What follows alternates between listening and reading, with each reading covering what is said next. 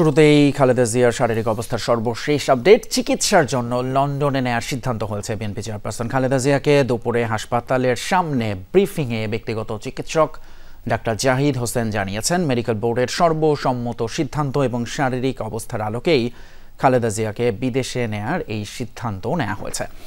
জানা গেছে, শাশুড়িকে নিতে ঢাকায় আসছেন পুত্রবধূ ডাক্তার জুবাইদা রহমান। এরই মধ্যে লন্ডনের হিথ্রো বিমানবন্দর থেকে বাংলাদেশ বিমানের একটি ফ্লাইটে রওনা হওয়ার জন্য তিনি বিমানবন্দরে প্রবেশ করেছেন এবং এই সময় বিমানবন্দরে তাকে পৌঁছে দিতে আসেন তার কন্যা জাইমা রহমান। শুক্রবার সকাল 9:30টায় ডাক্তার জুবাইদা রহমান দেশে ফেরার পর সরাসরি আসবেন এই মুহূর্তে খালেদা জিয়া যেখানে চিকিৎসাধীন সেখানে এভারকেয়ার হাসপাতালে। বিএনপির ভারপ্রাপ্ত চেয়ারম্যান তারেক রহমানের সহধর্মিণী ডাক্তার জুবাইদা রহমান খালেদা জিয়ার পুরো চিকিৎসা কার্যক্রম তদারকি করছেন। তিনি দেশে পৌঁছানোর পর শুরু হবে বিএনপি চেয়ারপারসনের বিদেশ যাত্রার প্রক্রিয়া, আর এজন্য কাতার থেকে একটা রয়্যাল এয়ার অ্যাম্বুলেন্স আসার কথা রয়েছে। এভারকেয়ার হাসপাতালে চিকিৎসাধীন বিএনপি চেয়ারপারসন খালেদা জিয়া, যার চিকিৎসায় নিয়োজিত আছেন দেশি বিদেশি চিকিৎসকদের সমন্বয়ে গঠিত মেডিকেল বোর্ড। যুক্তরাজ্য থেকে আসা বিশেষজ্ঞ চিকিৎসক রিচার্ড বেলে ও চীনের 10 জনের মেডিকেল টিম হাসপাতালে খালেদা জিয়ার যাবতীয় পরীক্ষা নিরীক্ষা ও শারীরিক অবস্থা পর্যবেক্ষণ করেন। বুধবার রাতেই রিচার্ড বেলে বিএনপি চেয়ারপারসনকে বিদেশে নেয়ার পরামর্শ দেন। 12 দিন ধরে হাসপাতালে জীবন মৃত্যুর সন্ধিক্ষণে থাকা খালেদা জিয়াকে নিয়ে উদ্বেগ উৎকণ্ঠায় নেতাকর্মীরা। এমন পরিস্থিতিতে বিএনপি চেয়ারপারসনকে বিদেশে নেয়ার সিদ্ধান্ত হয়। দুপুরে এভারকেয়ার হাসপাতালের সামনে ব্যক্তিগত চিকিৎসক ডাক্তার AJM জাহিদ হোসেন জানান, লন্ডনে খালেদা জিয়ার চিকিৎসা হবে লন্ডন ব্রিজ হাসপাতালে। যাতে ওনার যাত্রাপথ কোনো অবস্থাতেই কোনো ধরনের প্রতিকূলতার মধ্যেও যাতে ওনাকে সুস্থভাবে ওনার চিকিৎসা দেওয়া যায়, সেই লক্ষ্যেই সকল প্রস্তুতি সম্পন্ন করে আমরা ওনাকে ইউকেতে অর্থাৎ লন্ডনে ওনাকে একটা নির্ধারিত হসপিটাল আমরা ঠিক করেছি, সেখানে আমরা ইনশাল্লাহ ওনাকে নিয়ে যাব। In consultation with UK doctors এবং ইউএসের জন হপকিন্সের হসপিটাল ডাক্তারের সঙ্গে পরামর্শ করে তারা আমাদের দেশনেত্রী বেগম খালেদা জিয়াকে যুক্তরাজ্যের একটি উন্নত হাসপাতালে নেওয়ার সিদ্ধান্ত নিয়েছেন। খালেদা জিয়ার সঙ্গে এয়ার অ্যাম্বুলেন্সে থাকবেন পুত্রবধূ শামিলা রহমান, 7 জন চিকিৎসক, 2 জন বিএনপি নেতা, 2 জন গৃহপরিচারিকা সহ 18 জন। দীর্ঘ যাত্রাপথে প্রতিকূলতার মধ্যেও চিকিৎসা দেওয়ার ব্যবস্থা নেওয়া হয়েছে। খালেদা জিয়ার সুস্থতার বিষয়ে আশাবাদ ব্যক্ত করেন ডাক্তার জাহিদ। মেডিকেল বোর্ডের পরামর্শের বাইরে কোনো অবস্থাতেই উনার পরিবার অথবা আমরা দল কোনো অবস্থাতেই কোনো চিন্তা করছি না। উনি অনেক প্রতিকূলতার মাঝেও ঘুরে দাঁড়িয়েছেন। এবারও ইনশাল্লাহ আল্লাহর অশেষ রহমতে উনি আবারও আমাদের মাঝে ফেরত আসবেন, এ আশাবাদ ব্যক্ত করছি। আধুনিক একটা এয়ার অ্যাম্বুলেন্স, এর মধ্যে অপারেশন থিয়েটার থেকে শুরু করে সব ব্যবস্থাই রয়েছে। সুতরাং আমরা পরম করুণাময় আল্লাহ তাআলার কাছে এই দোয়া চাচ্ছি যে আল্লাহ তাআলা তাকে যেন সুস্থভাবে নিয়ে যান, নিরাপদভাবে নিয়ে যান এবং সুস্থভাবে আমাদের মাঝে আমরা যেন তাকে ফিরে পেতে পারি। এ সময় পরিবারের সদস্যদের পক্ষ থেকে প্রধান উপদেষ্টা, 3 বাহিনী প্রধান সহ বিভিন্ন দেশের কূটনীতিক ও সাধারণ জনগণের প্রতি কৃতজ্ঞতা জানান ডাক্তার জাহিদ হোসেন। অগণিত আত্মীয় স্বজনের পক্ষ থেকে আমরা আপনাদের কাছে দোয়া চাই, কৃতজ্ঞতা জানাই। এর আগে যমুনা টেলিভিশনকে বিএনপি চেয়ারপারসন উপদেষ্টা এনামুল হক চৌধুরী জানান, খালেদা জিয়াকে বিদেশে নিতে রয়্যাল অ্যাম্বুলেন্স দিচ্ছে কাতার। বেগম খালেদা জিয়া কাতার এয়ারওয়েজে অ্যাম্বুলেন্সে যাওয়ার সম্ভাবনা আছে আগামীকালকে সকালে। অলরেডি কাতার সরকার অ্যাপ্রুভ করছে অ্যাম্বুলেন্স আসার জন্য। লন্ডনে যাবেন, লন্ডন ব্রিজ হসপিটালে। গত 23 নভেম্বর হার্ট ও ফুসফুসে সংক্রমণ নিয়ে হাসপাতালে ভর্তি হন খালেদা জিয়া। অভ্যুত্থান পরবর্তী সময়ে চলতি বছরের 8 জানুয়ারি বিএনপি চেয়ারপারসন লন্ডনে উন্নত চিকিৎসার জন্য যান। খানিকটা সুস্থতা নিয়ে প্রায় 4.5 মাস পর দেশে ফিরে পান জনতার অকুণ্ঠ ভালোবাসা।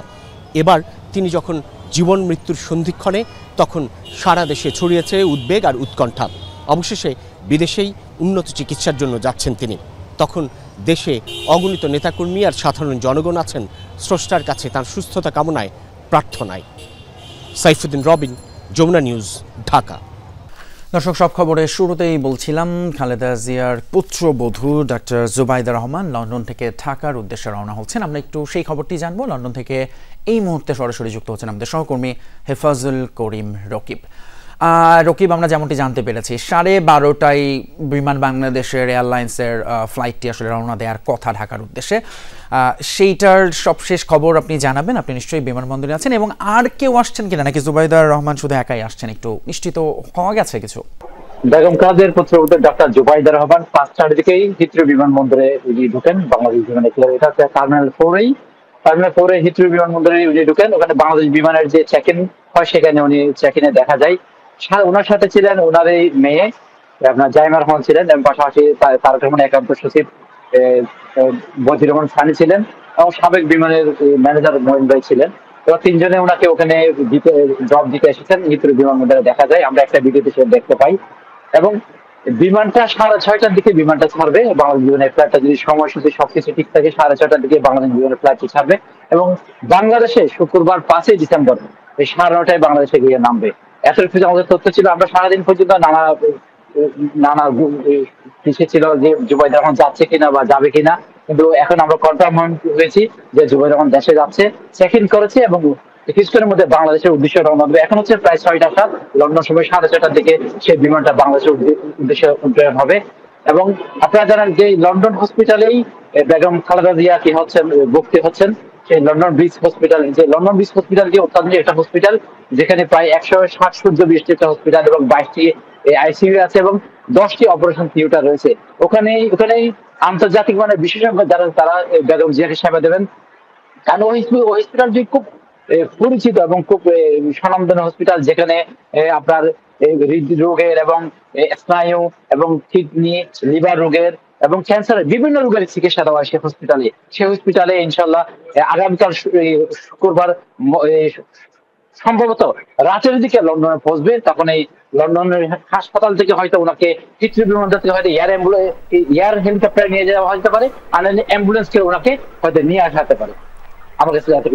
রকিব, অসংখ্য ধন্যবাদ আপনাকে। লন্ডন থেকে জানাচ্ছিলেন সেখানকার সবশেষ খবর, এবং যেমনটি বললেন যে বেগম খালেদা জিয়াকে লন্ডন হাসপাতালে নেওয়ার জন্য সব রকম প্রস্তুতি সেখানে নেওয়া হয়েছে। এবারে আমরা একটু যেতে চাই রাজধানীর এভার কেয়ার হাসপাতালে। সেখানে আছেন আমাদের সহকর্মী তাজনুর ইসলাম, সরাসরি যুক্ত হচ্ছি তার সঙ্গে। তাজনুর, প্রথমে একটু জানতে চাই, নিশ্চয়ই নতুন কোনো খবর আপনার কাছে যদি থাকে সেটি, এবং যেমনটি শুনছিলেন যে লন্ডন থেকে আসলে আমাদের সহকর্মী বললেন রওনা হচ্ছেন তার পুত্রবধূ, সেটা ঘিরে আসলে এখানে কোনো রকম প্রস্তুতি আছে কিনা, এবং খালেদা জিয়াকে সকালে লন্ডনের উদ্দেশ্যে নেয়ার এয়ার অ্যাম্বুলেন্সের আমরা একটা খবর শুনছিলাম, আপনার কাছে কি বিস্তারিত আছে বলবেন? আপনার শেষ প্রশ্ন দিয়ে শুরু করে দিই তুমি, সেটি হচ্ছে কাতার থেকে যেই রয়্যাল এয়ার অ্যাম্বুলেন্সটি আসার কথা সেটি এখনও রওনা করেনি। সেটির একটি কারণ হিসেবে যে যতটুকু তথ্য জানা যাচ্ছে সেটি হচ্ছে যান্ত্রিক ত্রুটির কথা বলা হচ্ছে। তবে কী ধরনের যান্ত্রিক ত্রুটি, কোথায় ত্রুটি হয়েছে, সেই ত্রুটি সারাতে কত সময় লাগবে সে বিষয়ে কোনো বিস্তারিত তথ্য এখন পর্যন্ত আমরা পাইনি। কেননা এটি খুবই হাই ক্লাস একটা এয়ার অ্যাম্বুলেন্স, এবং যেখানে সবগুলো শুধুমাত্র সাধারণ কোনো বিমান নয়, এটি যেহেতু একটা বিশেষায়িত বিমান, সুতরাং সেখানে একজন রোগী বহন করার জন্য যেই ধরনের, বিশেষ করে খালেদা জিয়ার মতো এরকম একটি ক্রিটিক্যাল অবস্থায় যিনি রয়েছেন, বারবার করে চিকিৎসকের তরফ থেকে যেটি বলা হচ্ছিল, তাকে বহন করার মতো যেই সুযোগ সুবিধাগুলো থাকা দরকার সেগুলো নিশ্চিত করবার পরেই কাতার থেকে তাকে আসলে ঢাকায়, সেই বিমানটি আসলে ঢাকায় পাঠানো হবে। সুতরাং সেই বিমান যেহেতু বিলম্ব করছে, তার মানে এটি খুব স্পষ্টভাবে বলাই যায় যে সেই বিমান কখন রওনা করবে, কখন ঢাকায় পৌঁছাবে, তারপরে গিয়ে এই যে এখান থেকে চিকিৎসক দল সহ খালেদা জিয়াকে বিমানে ওঠানোর যে ব্যাপারটি এবং লন্ডনের উদ্দেশ্যে যাত্রা করার যে ব্যাপারটি, সেটি একটা ঘটনার উপর নির্ভর করছে। আরেকটি ঘটনা যেটি সহকর্মী লন্ডন থেকে জানাচ্ছিলেন যে জুবাইদা রহমান তিনি বাংলাদেশের উদ্দেশ্যে রওনা করছেন, তার মানে হচ্ছে তিনি বাংলাদেশে পৌঁছানোর পরে এভার কেয়ার হাসপাতালে আসবেন, আসার পরে গিয়ে তারপরে তিনি চিকিৎসকদের সঙ্গে কথা বলে তারপরে গিয়ে সেই লন্ডন যাবার যে পুরো প্রক্রিয়া, সেই প্রক্রিয়াটি হয়তো তিনি শুরু করবেন। তার মানে চিকিৎসকরা আজকে বিকেলে যেই আত্মবিশ্বাসের সঙ্গে বলছিলেন যে মধ্যরাত থেকে সকালের মধ্যেই তাকে নিয়ে যাওয়া হবে, অর্থাৎ কথাটি শুনে মনে হচ্ছিল এরকম যে হয়তো সব কিছুই প্রস্তুত রয়েছে, একেবারে প্রস্তুত অবস্থায় তাকে তারপরে আসলে সেই এয়ার অ্যাম্বুলেন্সে তোলা হবে এবং লন্ডনের সেই যে হাসপাতালে চিকিৎসা নেবেন সেই হাসপাতালের উদ্দেশ্যে তিনি যাবেন।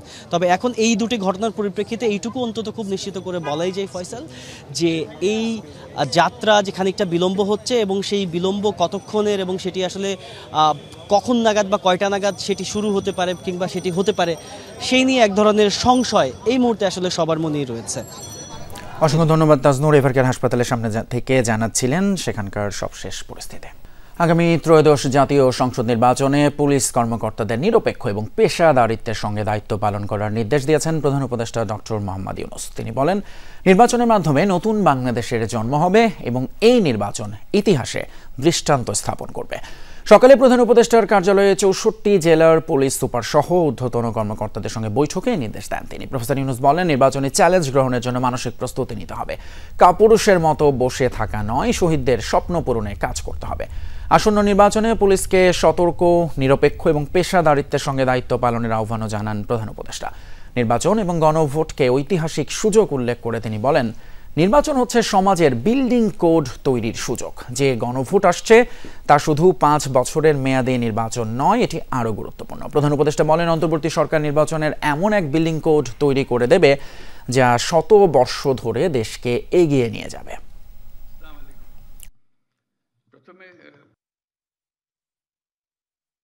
এটা ইতিহাসে যেন স্মরণ করে, বাইরের যারা পরিদর্শন করবে, আসবে, পর্যবেক্ষণ দল আসবে, তারা আমাদের খুদ ধরার চেষ্টা করবে, আমাদের এটা হয় নাই, ওইটাই ভাবে হলে ভালো হতে বলবে।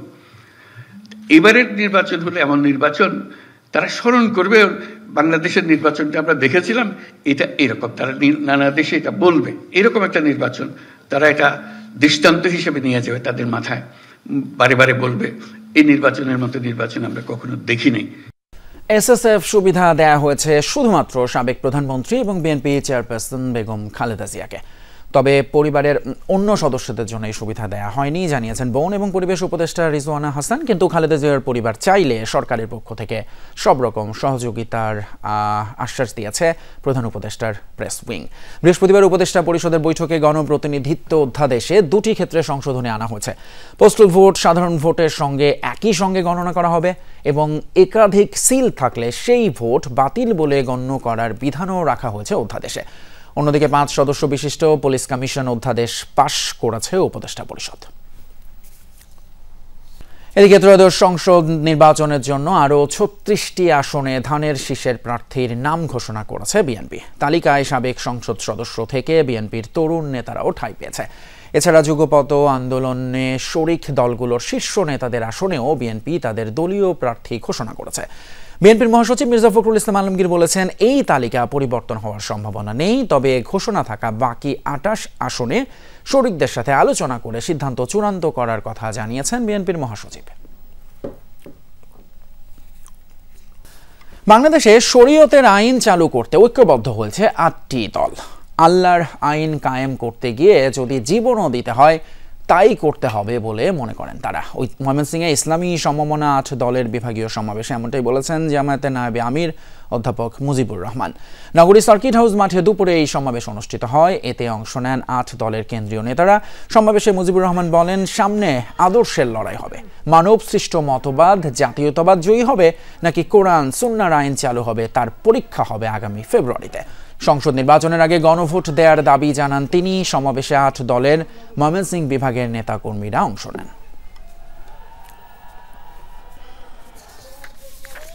দেশের ভাগ্য পরিবর্তনের জন্য বড় রাজনৈতিক দলের প্রয়োজন নেই, এমন মন্তব্য করেছেন বাংলাদেশ খেলাফত মজলিসের আমির মামুনুল হক। বৃহস্পতিবার বিকেলে ব্রাহ্মণবাড়িয়ার নবীনগর সরকারি পাইলট উচ্চ বিদ্যালয় মাঠে দলীয় সমাবেশে এই মন্তব্য করেন তিনি। মামুনুল হক বলেন, স্বাধীনতার পর থেকে এই দেশের রাষ্ট্র ক্ষমতায় যারা এসেছে তারা উন্নয়নের নামে মানুষকে বোকা বানিয়েছে। সীমাহীন লুটপাট এবং দুর্নীতির মাধ্যমে দেশের মেহনতি মানুষের অর্থ লোপাট করা হয়েছে বলে অভিযোগ করেন খেলাফত মজলিসের আমির। সমাবেশে দলটির বিভিন্ন ইউনিটের নেতাকর্মীরা উপস্থিত ছিলেন।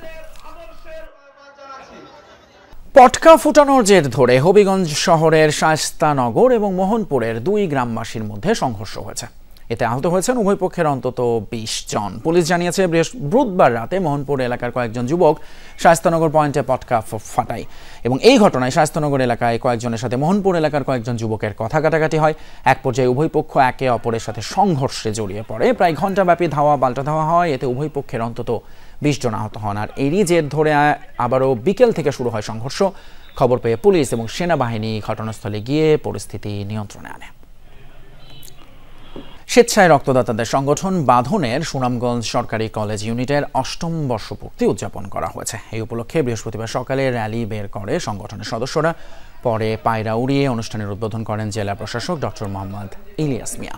পরে কলেজ অডিটোরিয়ামে সাধারণ সভার আয়োজন করা হয়। এ সময় বাঁধনের ভূয়সী প্রশংসা করেন বক্তারা। বলেন, বাঁধন দেশের একমাত্র সংগঠন যারা সুনামের সাথে দেশে নিজেদের কার্যক্রম পরিচালনা করে যাচ্ছে। অনুষ্ঠান শেষে নতুন কার্যনির্বাহী কমিটি ঘোষণা এবং দায়িত্ব হস্তান্তর করা হয়। দুই যুগে পদার্পণ উপলক্ষে আকিজ সিমেন্ট উদ্বোধন করেছে নতুন ক্যাম্পেইন সিমেন্টে লোহার শক্তি। বিকেলে রাজধানীর একটি হোটেলে বর্ণাঢ্য অনুষ্ঠানের আয়োজন করে দেশের নির্মাণ শিল্পের শীর্ষ এবং বিশ্বস্ত এই ব্র্যান্ড। আকিজ রিসোর্সের চেয়ারম্যান ফারিয়া হোসাইন এবং ব্যবস্থাপনা পরিচালক শেখ জসিম উদ্দিন যৌথভাবে ক্যাম্পেইনটির উদ্বোধন করেন। তারা বলেন, আস্থা এবং বিশ্বাসী আকিজ সিমেন্টের সবচেয়ে বড় শক্তি। নতুন এই ক্যাম্পেইনের পণ্যের মান, স্থায়িত্ব এবং প্রযুক্তিগত উৎকর্ষে আরও গুরুত্ব দেওয়া হয়েছে। ভবিষ্যতে দেশের অবকাঠামো উন্নয়নে আকিজ সিমেন্ট আরও গুরুত্বপূর্ণ ভূমিকা পালন করবে বলে জানান আয়োজকরা। অনুষ্ঠানে ওরা উপস্থিত ছিলেন প্রতিষ্ঠানটির ঊর্ধ্বতন কর্মকর্তা, পরিবেশক, প্রকৌশলী এবং আমন্ত্রিত অতিথি। ইউনিভার্সিটি অব লিবারেল আর্টস ইউল্যাবে বাংলাদেশে অনুষ্ঠিত হয়ে গেল ইউল্যাব ক্রনিকল সৃজনশীল ভাষা প্রতিযোগিতা। বৃহস্পতিবার বিকেলে বিশ্ববিদ্যালয়টি ল্যাঙ্গুয়েজ ক্লাব আয়োজন করে। অনুষ্ঠানের বিশ্ববিদ্যালয় পর্যায়ের শিক্ষার্থীদের ভাষার দক্ষতা, ভাষার ব্যবহারকে উৎসাহ দিতে এই আয়োজন। প্রতিযোগিতায় শিক্ষার্থীরা বিভিন্ন বিষয়ে ওয়াল ম্যাগাজিন প্রদর্শন করে। বিভিন্ন আকর্ষণীয় বাংলা ছোট গল্পের পরিবেশনা করা হয়। সেখানে প্রতিযোগিতায় বিভিন্ন বয়সের দর্শকরা উপস্থিত ছিলেন। এছাড়াও সেখানে বিভিন্ন সাংস্কৃতিক পরিবেশনা আয়োজনকে সমৃদ্ধ করে। লোকগল্প, কিংবদন্তি, অ্যানিমেশন সহ বিভিন্ন বিষয় তুলে ধরা হয় এখানে। বর্ণাঢ্য আয়োজনে চট্টগ্রামে অনুষ্ঠিত হয়ে গেল colour cast fashion revival season 2। সন্ধ্যায় নগরের একটি 5 তারকা হোটেলে আয়োজিত এই অনুষ্ঠানে অংশ নেন দেশের স্বনামধন্য বিভিন্ন ফ্যাশন হাউস। মূল আকর্ষণ ছিল র্যাম্প ওয়াক, ছিল ভিজুয়াল ফ্যাশন ডকুমেন্টারি, ফিউশন এবং গ্রুপ ডান্সের মতো আয়োজন, যেখানে 20 জন নতুন ফ্যাশন মডেলের অভিষেক হয়। বিশ্ব ফ্যাশনের সঙ্গে তাল মেলানো এবং ফ্যাশন সচেতনদের মেরুবন্ধন করতে এমন আয়োজন বলে জানান আয়োজকরা। অনুষ্ঠানে অতিথি ছিলেন জনপ্রিয় অভিনেত্রী অপি করিম এবং স্বনামধন্য ফ্যাশন ডিজাইনার বিপ্লব সাহা। মিডিয়া পার্টনার ছিল যমুনা টেলিভিশন। আমরা তো একা ডেভেলপমেন্ট করি নাই। ধরেন যে আমি 30 বছর ধরে 1994 সাল থেকে কাজটা করছি, কিন্তু এই ফ্যাশনকে সামনে নিয়ে আসার জন্য কিন্তু আসলে অনেক বড় অবদান অনেকেরই। এদেরকে আমরা আসলে প্ল্যাটফর্ম করে গ্রুমিং করে তুলে দেই, যাতে করে তারা অদূর ভবিষ্যতে চট্টগ্রাম তথা বাংলাদেশে বিভিন্ন জায়গায় যাতে করে সব কাজকর্মগুলো করতে পারে। নানা আয়োজনের মধ্য দিয়ে অনুষ্ঠিত হয়ে গেল কিউব হোল্ডিংস লিমিটেডের এস&এন্ড এক্সপেরিয়েন্স লেড ফিউচার ড্রিভেন শীর্ষক নাইট। রাজধানীর বনানীর একটি হোটেলে আয়োজিত অনুষ্ঠানে অংশ নেন দেশের বিভিন্ন শিল্পোদ্যোক্তা, বিনিয়োগকারী এবং বিভিন্ন শ্রেণী পেশার মানুষ। অনুষ্ঠানে দেশের আবাসন শিল্পে কিউব হোল্ডিংস লিমিটেডের ভবিষ্যৎ দর্শন, নান্দনিক স্থাপত্য এবং টেকসই নির্মাণ শৈলী উপস্থাপন করা হয়। এ সময় আবাসন নির্মাণকারী প্রতিষ্ঠানগুলোকে ভূমিকম্প সহ প্রাকৃতিক দুর্যোগ মাথায় রেখে ভবিষ্যৎ পরিকল্পনা সাজানোর পরামর্শ দেন বিশিষ্টজনেরা। অনুষ্ঠানে আরব আমিরাত ভিত্তিক রিয়েল এস্টেট প্রতিষ্ঠান ফাহেদনা হোল্ডিংসের সঙ্গে কৌশলগত পার্টনারশিপ চুক্তি স্বাক্ষর করে কিউব হোল্ডিংস লিমিটেড। পরে এক মনোজ্ঞ সাংস্কৃতিক সন্ধ্যার আয়োজন করা হয়। সামনে আমাদের যে ভয়ানক দিন আসছে, ভূমিকম্পের, আর্থকুয়েক, এটা একটা আমাদের একটা কনসার্ন হয়ে যাচ্ছে যে আমরা কখনো আসলে ভাবি নাই যে ফল্ট লাইন আমার বাড্ডার কাছে চলে আসবে। ফল্ট লাইন যদি বাড্ডার কাছে চলে আসে এবং ঘোড়াশালাও তো অনেক কাছে, এগুলো কনসিডার করে আসলে আমাদের কাজ করতে হবে। রাজধানীর প্লে পেন স্কুলে অনুষ্ঠিত হয়ে গেল এক মনোজ্ঞ সাংস্কৃতিক অনুষ্ঠান। বৃহস্পতিবারের এই অনুষ্ঠানে উপস্থিত ছিলেন স্কুলের principal Sharaban Tahura, vice principal, teacher, in charge শিক্ষক, শিক্ষার্থী এবং অভিভাবকেরা। মনোজ্ঞ সাংস্কৃতিক অনুষ্ঠানে প্লে পেন স্কুলের শিক্ষার্থীরা অংশ নেয়। সেখানে তারা নাচ, গান, আবৃত্তি, নাটক সহ বিভিন্ন সাংস্কৃতিক পরিবেশনা করে। অনুষ্ঠানটি উপভোগ করেন সব বয়সের দর্শকরা। হীরক রাজার দেশ নাটকটির মঞ্চস্থের মধ্য দিয়ে শেষ হয়েছে প্লে পেন স্কুলের মনোজ্ঞ এই সাংস্কৃতিক অনুষ্ঠান।